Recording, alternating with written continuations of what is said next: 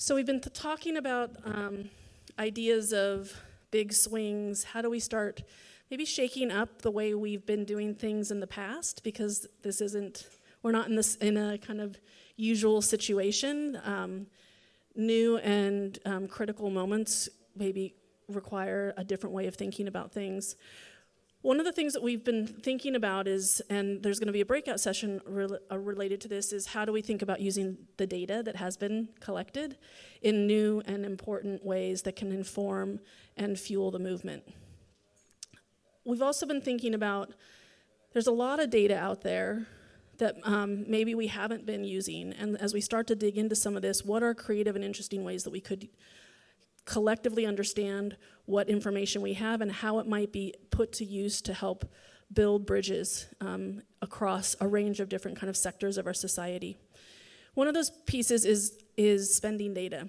And spending data for a long time, I think in our community, we often are very allergic to talking about spending data because the narrative around spending data has been coming from outside forces, and the question is always, how did they spend it? Did they spend it on alcohol? Did they spend it on, could we trust them? Did they spend it on the things that they, were supposed to spend it on? But there's also opportunities potentially, and we'd like for us all to collectively think, are there other ways for us to think about spending data? Are there ways for us to understand impacts on local economies, for instance? Are there ways for us to understand impacts on local businesses, small businesses? Could we use some of this data to start bridging relationships with chambers of commerce, local electeds, a range of different people in our communities to help them understand that healthy individuals means healthy communities, which means healthy economies, right? These are a lot of different ways we can just start to shake ourselves into some interesting conversations to help inform what our next steps are. To that end, I want to have Kyle and Houston from Usio come up to just share a little bit. They did some slicing of data from the DC area for us to just start thinking about possibilities together. Come on up.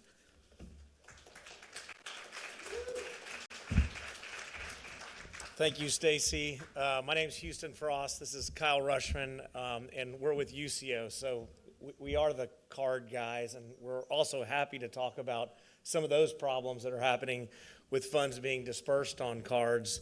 I'll also just go ahead and mention we have been trying to encourage also a consumer choice solution where it doesn't have to go on a card. It can be sent to a PayPal or a check or an ACH. So happy to talk about some of those other solutions and hear the feedback on our products and on payment products in general.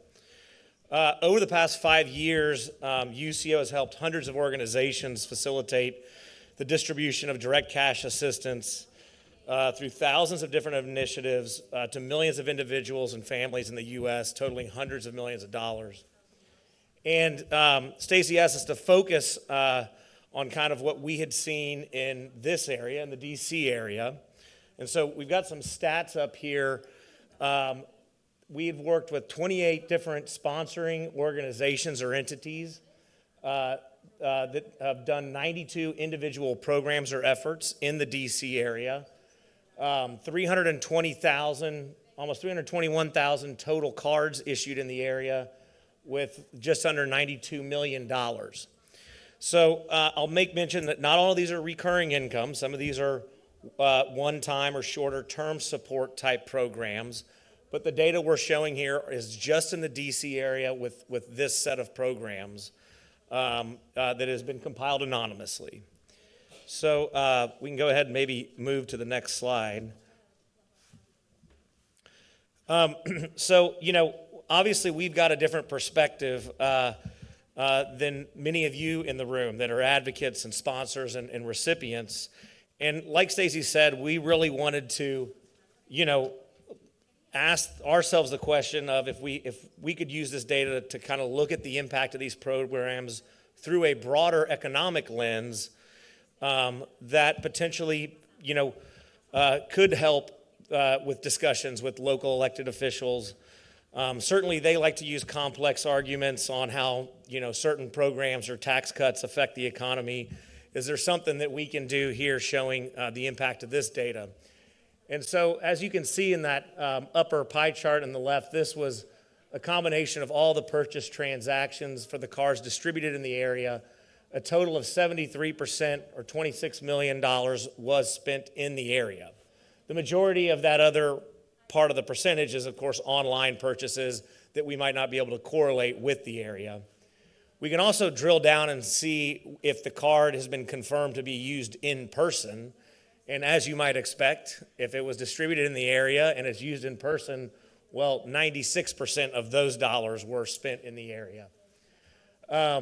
If you look at ATM transactions, the majority of the money was actually used at ATMs, but we can also show directly all of those funds were withdrawn here locally, and therefore most likely spent locally. And then, of course, you have an all transactions chart here, which is just summing that together. 88% of the dollars we can see were spent, locally. Stacy kind of further challenged us to look at, if maybe there was a local business or a highlighted kind of business that we could see an actual impact on. And, most of, obviously, the funds are spent grocery stores, local grocery stores, gas stations, small restaurants. But if we go ahead and move to the next slide, we did see this was one of the top merchants was a family-owned single-store Mi Casita Bakery and Deli right here in D.C., $20,000 almost, 772 individual transactions. So these funds that are being dispersed to the community are going right back in the hands of community-owned businesses.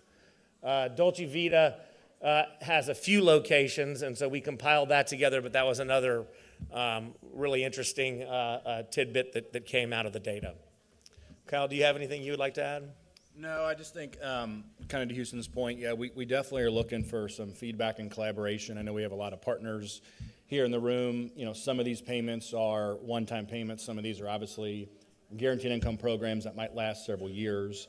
And so, looking at some of those different challenges that we have, maybe with a card-based product, how we can open it up for other, means and channels. But I think there is a lot of value in, looking at some of these, data points, looking at some of the small business impact, and then how do you expand that with, potential other offers, driving more business back in the local community, and then in collaboration, obviously, with the small businesses as well. So we're going to be here for any questions down the road, but really appreciate the time to kind of share some of these insights. Thank you so much.